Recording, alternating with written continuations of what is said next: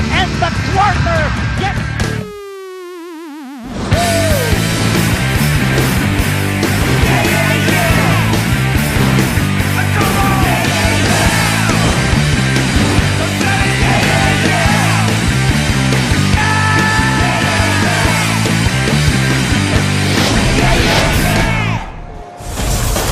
Mabuhay Pilipinas at maraming salamat po sa inyong pagtutok ngayon sa SNA kung saan patuloy kaming sumasaludo sa pusong palaban ng atletang Pilipino. Nagpapatuloy ang men's basketball tournament dito sa Season 92 ng NCAA at pagkatapos ng dalawang mainit na laban, ating mapapanood itong bakbakan sa pagitan ng Mapúa Institute of Technology at ng defending champions ng liga, ang Colegio de San Juan de Letran sa Part 2 ng Battle of Intramuros. This is all live on SNA at sa SNA HD, Sky Cable Channel 166 at pinabati din po namin ang lahat ng aming mga kababayan na nanonood mula sa iba't ibang panig ng mundo sa pamamagitan ng The Filipino Channel at sa mga nanonood sa pamamagitan ng live streaming sa sports.abs-cbn.com. Maraming salamat muli sa inyong panonood. Ako po ang inyong lingkod, Anton Rojas, joined once again by Coach Olsen Racela para sa isang napaka-importanteng bakbakan sa pagitan ng Letran at ng Mapúa. Yes, magandang hapon, Anton. At palapit na nga ng palapit ang pagtatapos ng elimination round ng ating Season 92. Kaya mas naging importante ang mga laro natin. Lalo na dito sa dalawang koponan na to, ang Knights at ang Cardinals. Nakataya ang tsansa ng Letran na madepensahan ang kanilang kampyonato ngayong araw sapagkat kung matatalo sila kontra sa Mapúa, mababakante na naman ang trono dito sa NCAA. Oo, malaking bagay itong larong to para sa Letran Knights. Actually, a fight for survival para sa Letran Knights. So, as we take a look at our standings right now, last 5 playing days ng ating Season 92. Pero ang sigurado lang dito, Anton, is pasok na ang Arellano at San Beda sa Final Four. At sigurado na rin na out na from Final Four contention ang San Sebastian, ang EAC Generals, Lyceum Pirates at ang Benil Blazers. At yung iba ay naglalaban pa para dun sa nanatiling dalawang slot sa ating Final Four. At dalawa nga yun ay yung maglalaro ngayon, ang Mapúa Cardinals with 4 games left dito sa Season 92. Kaya pa actually not just to make it to the Final Four, but actually to make it dun sa twice to beat advantage natin sa Final Four. Samantalang ang Letran Knights, kagaya ng sinabi natin, fight for survival. Pag natalo na sila dito, tapos na ang kanilang Season 92. But importante sa kanila, 2 games left, may pag-asa pa sila umabot sa Final Four. Matatandaan natin, Coach Olsen, nung nakaraang season, na-eliminate ng Letran ang Mapúa sa Final Four, winning 91-90. So Mapúa is out for redemption at maagang magbabakasyon ang Letran Knights kung sakaling matatalo sila sa Cardinals dito sa kanilang bakbakan ngayon. Pero balikan muna natin ang first round meeting sa pagitan ng dalawang koponan na ito kung saan nagtagumpay ang Mapúa kontra sa Letran 79-75. Oh, in that round 1 encounter which happened last August 9, it was a come-from-behind win actually for the Cardinals. Kung saan ang Letran led by as much as 12 points early. But like we said, nanalo ang Mapúa 79-75. They had the better shooting in that game, better shooting, better free throw percentage. And lalo na sa rebounding, napakaganda ng rebounding ng Mapúa in that game, led by Alwell Oraimes, 20 rebounds. They led in that department 46-26. But isang bagay na pwedeng talagang yung bentahe ng Letran is at the end of that yung statistics, yung turnover points, 32-8. Diyan kilala ang Letran Knights, forcing some turnovers and getting points of that turnovers. So yun yung kailangan gawin nila if they want to have a chance in this ball game. Nung Biyernes, nakalaban ng Letran ng Arellano University, and in that game, naramdaman natin, Coach Olsen, yung intensity ng mga Letranista. The Knights went all out. Reynam Batak scored 28 points. Bong Quinto also reached double digits. Jom Soliano had a great game.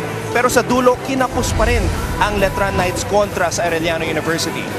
Oo, at although kinapos sila, ang talaga nagpakita doon, shining armor, ito si Jom Soliano. Season averages 10.5 points, 7.2 rebounds. He's actually only one of 3 players sa Knights who score in double figures. Pero in that game against Arellano, he scored 15 points, had team high 12 rebounds, and he was able to hold his own against the big men of Arellano, specifically ito nga si Holtz at si Flores. Ngayon, nung Biyernes, gaya na sinabi ko, natalo ang Letran sa Arellano University, really hurting their cause of defending their championship. Nung Huwebes naman, nanalo ang Mapúa kontra sa Emilio Aguinaldo College at hindi kinailangan na gumawa si Olwell Oraime at si CJ Isit sa laban na yun. Yung mga shock troopers ang gumawa para sa koponan ni Coach Atoy Ko, and one of the surprise players in that game was this guy from Tondo, from Moriones, Tondo, na si Almel Orquina, who scored the career-high 18 points. Oh, when you talk about the support group ng Mapúa Cardinals, isa ito ang nagpakita talaga para sa Mapúa Cardinals. Anti-general kung tawagin. Kasi tuwing kalaban nila ang mga generals, ito ang talaga nagpapakita. In their round 1 encounter, wala si Olwell Oraime noon. He scored the team-high 13 points and had 5 rebounds. In the round 2 encounter, nandun na si Olwell Oraime, pero tinaasan pa niya ang kanyang puntos, scoring 18 points and 5 rebounds. He's really one of the designated shooters of Coach Atoy Ko, and they need him also in this game if they want to beat the Letran Knights. And what a time for a guy like Almel to step up for Coach Atoy Ko, dahil nga palapit na tayo sa Final Four. And speaking of the Final Four, let's go to our question of the week. Roxanne Montealegre is with us, and she's also working her second straight game today. Hey, Rox. Hi, Anton. How are you? And Coach Olsen? Pretty good. Alright, actually, alam mo, ang bilis ng panahon, Anton and Coach Olsen. Kasi ang bilis din ng pagbago ng hairstyles nyo. Dati tame, ngayon palaban na rin. Pero going back to our question of the day, mga kapamilya, alam nyo, this question ang hirap sagutin dito sa SNA, the panel, sa coaches. Kaya kayo ang tatanungin namin, sino ba sa tingin nyo ang Final Four dito sa NCAA? Sagutin nyo yan using the hashtag NCAA Season 92. Pwede nyo rin yan i-tweet sa at ABS-CBN Sports official Twitter account ng ABS-CBN, at makikita nyo rin ang mga social media accounts namin ni Coach Olsen and Anton on your screens. At antayin namin ang mga tweets nyo for more photos at mga tweets na gusto nyo i-share sa amin, na antabayanan lang namin yan maya-maya. Anton? Maraming salamat, Roxanne. Subukan natin ipatrend ang NCAA Season 92 ngayong hapon. At sa aming pagbabalik, it is part 2 of the Battle of Intramuros dito sa Season 92 ng NCAA 10 Kulay, Isang Laban. Dubbed as the original Battle of Intramuros. Let us now meet the starters, beginning with the defending champions, the Colegio de San Juan de Letran Knights. Power forward number 5, Jom Soliano. Forward number 7, Jeric Balanza. Center number 18, Gio Ambohot. Point guard number 10, Maxur Louis. And the off guard number 6, Ray Nambata. Head coach of the Knights, Jeff Napa.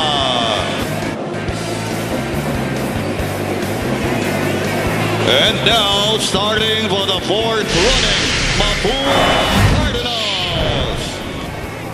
Power forward number 8, Joseph Eriobo. Forward number 13, Olwell Orquina. Center number 10, Olwell Oraime. Off guard number 24, Lawrence Victoria. And the point guard number 26, CJ Isit. Head coach of the Cardinals, Atoy Ko. The referees for game number 80, Hector Villanueva.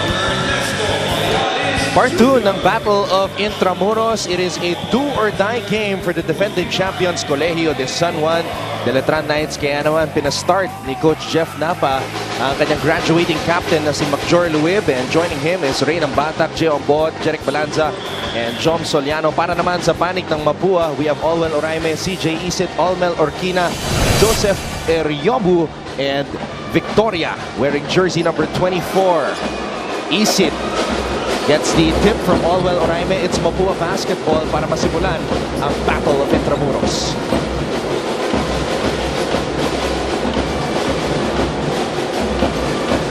Victoria, binigay kay Isit. Isit kontra Luib. Isit umatake. Olwell Oraime trying to stuff it on that putback. masyado malakas. Yun ang kailangan pagtuunan ng pansin ng Letran Knights is how to box out into si Orwell Oraime and keep him away from that paint. And Ambohot doing a good job of blocking Orwell Oraime. Kaya naman hindi nakaporma si Orwell dun sa galaw na yun.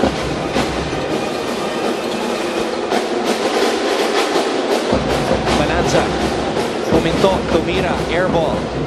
Tapi ka ng bola. And the ball will stay here with the Knights.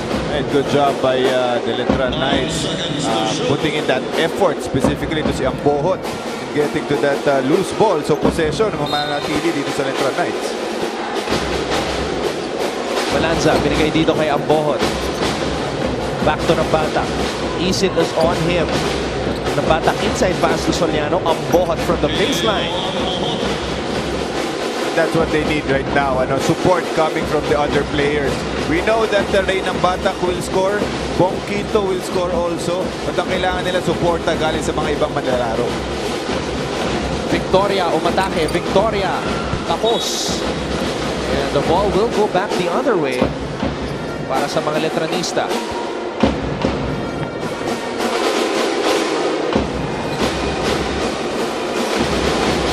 Balanza. Pinagpensahan ni Orquina. Balanza umatake. Linabas kay Luib. Luib trying to get inside to Nambata. Here comes Victoria. Victoria, binigay kay Isit. Stops, pops, and connects. First 2 points of the Cardinals coming from Isit. Magandang fast break ang pinakita ng Cardinals doon. Nambata.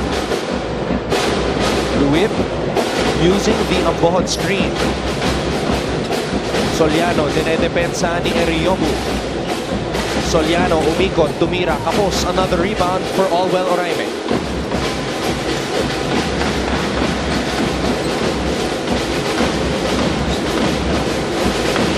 Eriobu. Isit. Isit wanting Orwell to post up. Itong play na ito napakabagal to develop. Wala nangyari doon. Ito, turnover para sa Mapúa. 3-on-1 fast break. Nambata with a finish. That's what yung sinabi natin at the top of our coverage. Yan ang dyan kilalang Letran Knights. Getting forcing some turnovers and converting them into points. At yun ang ginawa ni Rey Nambata doon.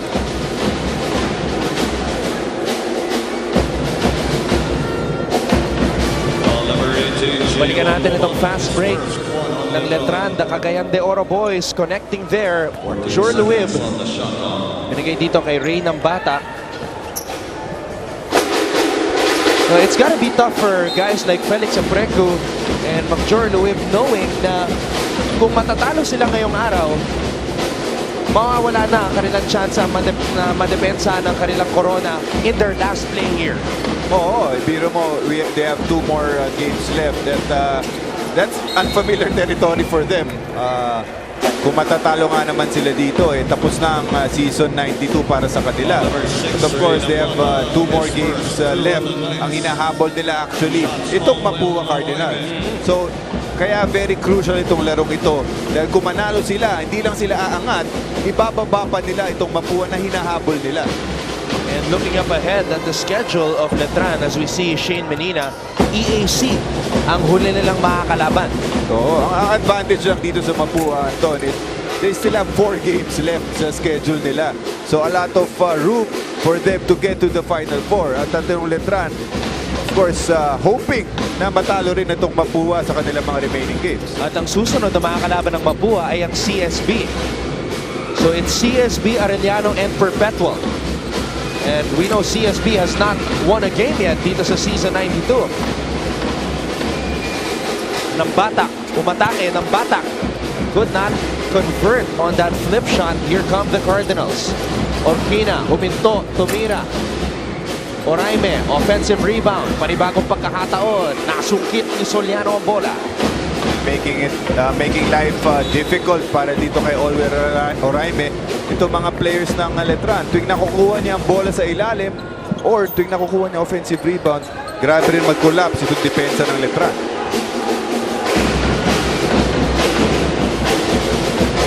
4-3 ang ating talaan. A low-scoring game so far. Orquina in and out on that triple try. That has been one of the problems of Mapúa this season, yung outside shooting nila. Last season, yan yung mga maganda nilang pinakita in making the Final Four. But this season, hirap sila specifically dun sa 3-point shooting, Anton.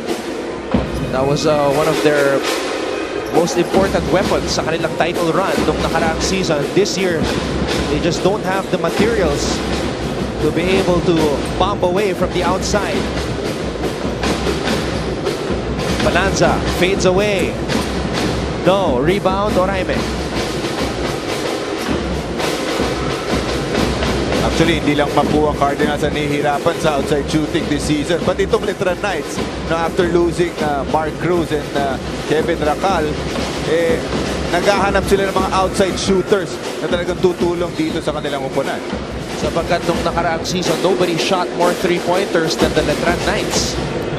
Talagang umaasa sila sa outside shooting nila nung nakaraang season.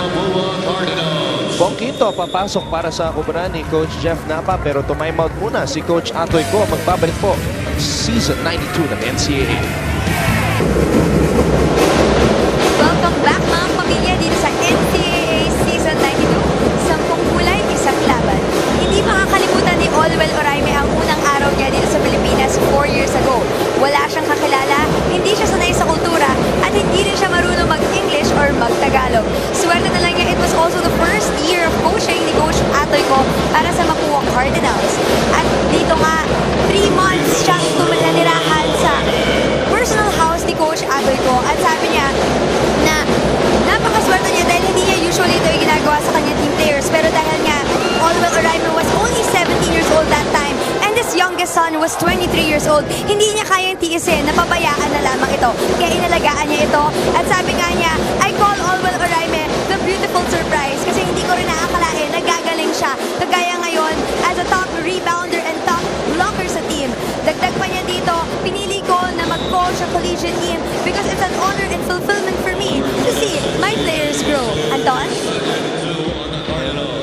No better way to grow and immerse yourself to the Filipino culture, not just in basketball but in life, than to live with a guy like Atoy Ko. Atoy Ko, oo. Actually, I've had the pleasure of playing for Coach Atoy Ko in the amateurs before. At yun nga ang gusto niya. Marami tayong natututunan kay Coach Atoy Ko. Has really played so many years in the pros. At maraming aral na napupulot tayo kay Coach Atoy Ko. The 1971 NCAA MVP, Coach Atoy Ko, now at the helm as the head coach para sa kanyang alma mater, Mapúa Institute of Technology. Luib, nakawala, tumira. Rebound ang Bohon.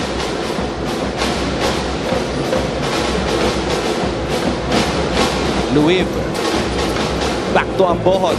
Ambohon. Elbow jumper does not fall. Isit grabs the board. Isit, umarangkada. Kicks the ball out. Victoria off the glass and in.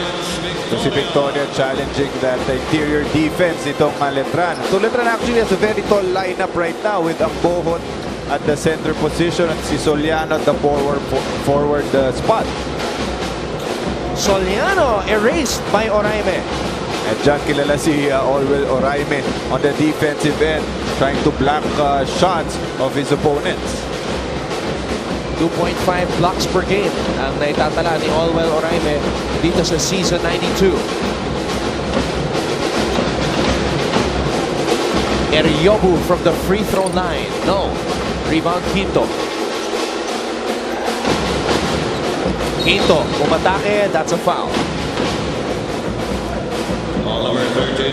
Coming off the bench, right off the bat, is si Bong Quinto. Dumrive agad, going to the line for 2. He's the team's leading scorer coming off the bench. At si Calvo, isang player din na nasa loob na ngayon, aasahan din sa puntos yan ng Letran. Hirit ni Hans Espiritu, patutunayan ngayon ng Mapúa Cardinals na sila ang hari ng Intramuros. Yun nga nakataya dito sa bakbakan na to. Kung mananalo ang Mapúa, They're going to be the top team in that area of the country. Yaski Matinao says, my final four will surely be Arellano, San Beda, Perpetual, and Mapúa. Top four teams ko, Arellano, San Beda, Letran, and JRU. Wow! RJ Millas, naniniwala pa, Letran and JRU will enter. Habol yung dalawa, no? Walang bilib dito sa Mapúa. O nga pala, salamat sa lahat ng mga nag-tweet. Number 3 tayo ngayon sa trending topics sa Twitter. NCAA Season 92. Thank you so much. Victoria. At may foul dito na tinawag kay Soliano. Soliano believes though that may kasamang hawi itong pag-drive ni Victoria. But a well-run fast break there. 3 against 2 para sa Mapúa Cardinals, ending up with that foul by Soliano. So pagkakataon para dito sa Mapúa Cardinals ay angat ang kanilang kalamangan ngayon na nasa 3. Low-scoring ball game, Coach. That's what's expected every time you have Letran there playing, because they are a defensive team. And when you talk about Mapúa having the defensive player of last season in Olwell Oraime, mahihirapan din ang Letran na umiscore sa ilalim with the Olwell Oraime there. Mapúa with 2 graduating players, CJ Isin and Joseph Eriobu. Letran naman, Preku and Duwip, playing and hoping to extend their title reign. Agawan para sa loose ball, napulot ni Andoy Estrella at may foul na tinawag dito. Ayan, Anton, yan. With Andoy Estrella inside, I expect scoring to pick up a bit. Alam naman natin pag si Estrella nasa loob, walang ibang iniisip yan kundi skumor. Walang preno yan si Estrella, lalo na pag nakawala sa fast break. Time out muna tayo, magbabalik po ang NCAA Season 92.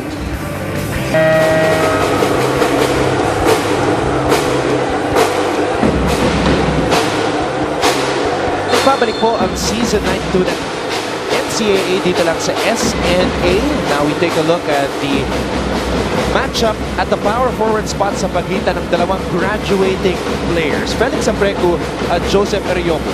Yes, a very good matchup between two role players for their respective teams. Ito si Joseph Eriobu against EAC. He scored 8 points.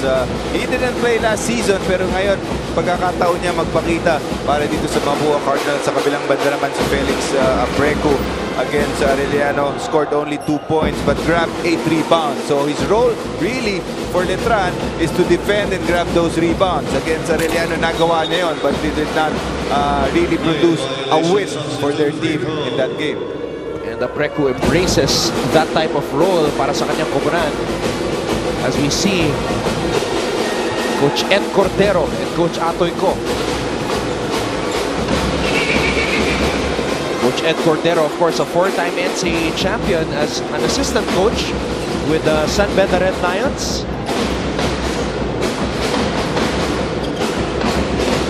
Quinto. Largest through the defenders to enter the paint, pero may tinawag na foul. 14 seconds on the shot clock. One of the rules that we discussed, Coach Olsen, sa simula ng season. May infraction na gano'n, oo. Tawagan yun. You know, talking about the coaching staff nitong Mapúa Cardinals, very interesting setup. Ito si Coach Atoy at si Coach Ed Cordero. These two players actually played against each other in the pros, ano? Against rival teams. Growing up, may pinapanood ko yung dalawang yan. But right now, nandito sila coaching the same team. Mapúa trying to make it to the Final Four. And that's very interesting, Coach Olsen, because I remember talking to Coach Atoy Ko nung hindi pa niya tinatanggap yung Mapúa job. And he told me na his first choice as an assistant coach would be Ed Cordero. So I'm sure mahaba na rin yung relationship nila even before playing against each other. I've had experiences before, you know, yung mga kalabang ko, yung mga rivals ko, naging mabuti ko rin kaibigan, you know. As example is si Johnny Barrientos, Flying A. Ever since high school, rival ko na yan from high school to college. Sabay kami when we got drafted in the pros, magkalaban na kami sa pros. But because of that, nagkaroon kami ng relationship at talaga magkaibigan kami up to hanggang ngayon. Samantala, Medina, short on that triple try. Quinto, umatake. Quinto splits the D. Unable to complete that fast break. Natapik ang bola, babalik dito sa panig ng Mapúa. Itong Arellano talaga really struggling to produce the points. Only 5 points to show with a minute and 14 seconds left sa ating first quarter. Estrella. Menina. Estrella throws it down low to Oraime. Cross-court pass. And the basket is good there for Aguirre. Daniel Aguirre with 4 points now in this game. One of the things that Team Mapúa is doing well right now is yung controlling the pace. Kung nakita natin, hindi masyadong mabilisan itong larong to. Na kung nangyari yun, of course, mas gusto ng Letran yun. But right now, dahil medyo mabagal ang pace natin, that's to Mapúa's advantage because they have a very tall player in all Oraime with them. Chris Anthony de la Peña papasok sa unang pagkakataon dito sa Letran.